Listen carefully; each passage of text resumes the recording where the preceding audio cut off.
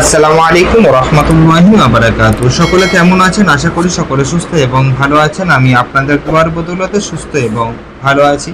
এখন যেটি আমরা পড়ব সেটি হচ্ছে নুনে কুতুনির বর্ণনা, যা আলিফের নিচে ছোট্ট নুন লেখা হয় কুরআনুল কারীমে কোনো কোনো জায়গায়, যা প্রকৃতপক্ষে তানবিনের নুন।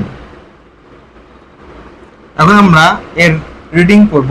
নু নুন ওয়াপেস নু হাফেজ হু নু হু নুন বাজের নিব নু হু নিব নুন জবর না নু হু নিব না হা উল্টা পেশ হু নু হু নিব না হু নু হু নিব না হু নু হু নিব না হু নুন ওয়াও পেশ নু হাফেজ হু নু হু নুন বাজের নিব নু হু নিব নুন জবর না নুহুনিবনা নুহুনিবনা হাউলটা পেশ হু নুহুনিবনাহু নুহুনিবনাহু। এখন এর ইজারার দিকে যাব।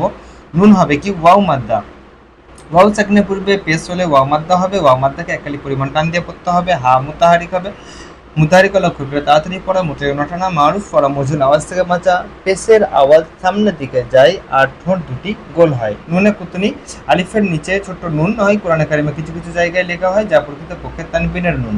বা কলকলা, বা কলকলা, কেননা বা শাকিন এসছে এবং বা এসছে। বা কলকলার অক্ষর, কলকলার অক্ষরে পাঁচটি কফ, ত, বা, জিম, দাল এই অক্ষরগুলোর উপরে যখন সুকুন বা জজম হয় তখন পড়ার সময় এর আওয়াজ ফিরে আসে, একেই কলকলা বলে। নুন মুতাহারিক, মুতাহারিক লক্ষ্যকে তাড়াতাড়ি পড়া, মোটেও নটানা, মারুফ পড়া, মুজিল আওয়াজ থেকে বাঁচা। হা উল্টা পেশ ওয়াও মাদ্দার সমতুল্য হয়, একালি পরিমাণ টান দিয়ে পড়তে হয়। আজকে এই পর্যন্তই। আগামীতে ইনশাআল্লাহ আরও নতুন কিছু নিয়ে আপনাদের সামনে উপস্থিত হবো। ততক্ষণ সকলে সুস্থ থাকবেন, ভালো থাকবেন, দোয়া করবেন।